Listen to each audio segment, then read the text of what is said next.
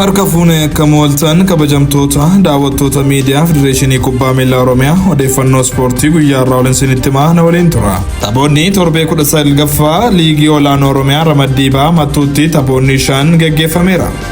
Ganama sa'aatii 2 irratti Gabaa Roobii fi Limmuu Gannat gidduutti morkii gaggeeffameen daqiiqaa 45ffaa irratti Naga'oo Adam Gabaa Roobii dursa qabachiisuun boqonnaaf ba'uun tapha boqonnaa deebiitiinis daqiiqaa 53ffaa irratti Mulluqan Balaay akkasumas daqiiqaa 89 irratti Ooliyaad Lammeessaa Limmuu Gannatiif galchii lakkoofsisuun kilabiin kubbaa miilaa Limmuu Gannat galchii 2-1 Gabaa Roobii injifateera.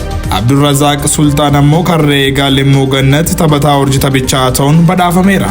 Sa'aatii 4 irratti Bishaan Toophii fi Mandii gidduutti taphaa gaggeeffameen galchii malee boqonnaaf bahuun tapha boqonnaa deebiinis galchii malee kilabiin Bishaan Toophii fi Mandiin qaxxabahuun qabxii qoodataniiru. Alaazaar Bantii immoo Mandii irraa taphataa urjii taphichaa ta'uun badhaafameera. Sa'aatii 6 irratti immoo Jaan Sayyoo fi Mattuu gidduutti morkii gaggeeffameen galchii malee boqonnaaf bahuun tapha boqonnaa boodaanis galchii malee xumuramuun qabxii qoodataniiru. Hafiz Kadir ammoo taphataa urjii taphichaa ta'uun Sayyoo irraa badhaafameera. Tapha waaree boodaa sa'aatii 8 irratti Ammayyaa fi Jaardagaa Jaartee gidduutti gaggeeffameen ammoo daqiiqaa 19ffaa irratti Abdallaa Adam, daqiiqaa 44ffaa irratti immoo Masarat Abbabaa Jaardagaa Jaartee fuulduraa duubaan galchii 2 lakkoofsisuun dursaa boqonnaaf bahuun tapha boqonnaa deebiitiinis daqiiqaa 53ffaa irratti Masarat Abbabaa dabalataan Jaardagaa Jaarteef lakkoofsiseera.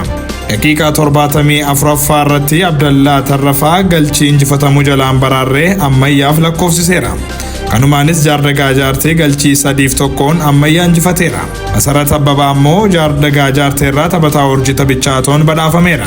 Taphaa torbee xumuraa sa'aatii 10 irratti Arbuu Culullee fi Aggaaroo gidduutti gaggeeffameen daqiiqaa 39ffaa irratti Daawit Abbabee galchii dursummaa Arbuu Cululleef lakkoofsisuun boqonnaaf bahuun tapha boqonnaa deebiitiinis daqiiqaa 57ffaa irratti Yoosef Nagaasaa galchii injifannoo Arbuu Cululleef galmeesseera.